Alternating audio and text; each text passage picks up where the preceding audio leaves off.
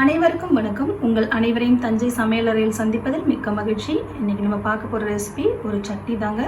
தேங்காய் சட்னியை கொஞ்சம் வித்தியாசமாக பார்க்கலாம் வாங்க. கடாய் வச்சு எண்ணெய் 2 ஸ்பூன் ஊற்றிருக்கேன். அது கூட நான் ஒரு 5 பட்டை மிளகாய் போட்டிருக்கேன். உங்களுக்கு எவ்வளோ வேணுமோ அந்தளவுக்கு போட்டுக்கோங்க. பட்டை மிளகாய் கொஞ்சம் வதங்கட்டும். மிளகாய் ரெடி ஆகிடுச்சு, நம்ம எடுத்துடலாம்.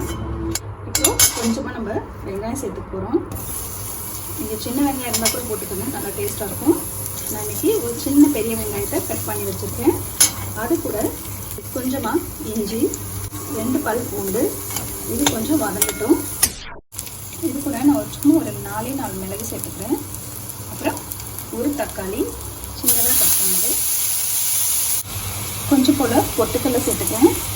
நான் ஒரு அரை மூடிக்கிட்ட தேங்காய் சேர்த்துருக்கேன். உங்களுக்கு சட்னி கம்மியாக வேணும்னா நீங்கள் தேங்காய் கம்மி பண்ணிக்கணும். இந்த சட்னி கொஞ்சம் ஜாஸ்தி வேணுங்கிறதுனால அரை மூடி தேங்காய் சேர்த்துருக்கேன்.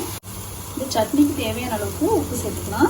ஒரு 4-5 நிமிஷம் நல்லா வதக்கிட்டு அப்புறம் நீங்கள் ஆஃப் பண்ணிடலாம். ஆற வச்சுட்டு அரைச்சிட்டு பார்க்கலாம்.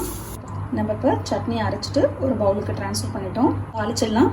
தாளிப்பு கரண்டி வச்சுருக்கோம். அதில் ஒரு ஸ்பூன் ஆயில் விட்டுருக்கேன். கொஞ்சமாக சீரகம், அப்புறம் கொஞ்சமாக கடுகு, அப்புறம் கொஞ்சமாக உளுந்து சேர்த்துக்கலாம்.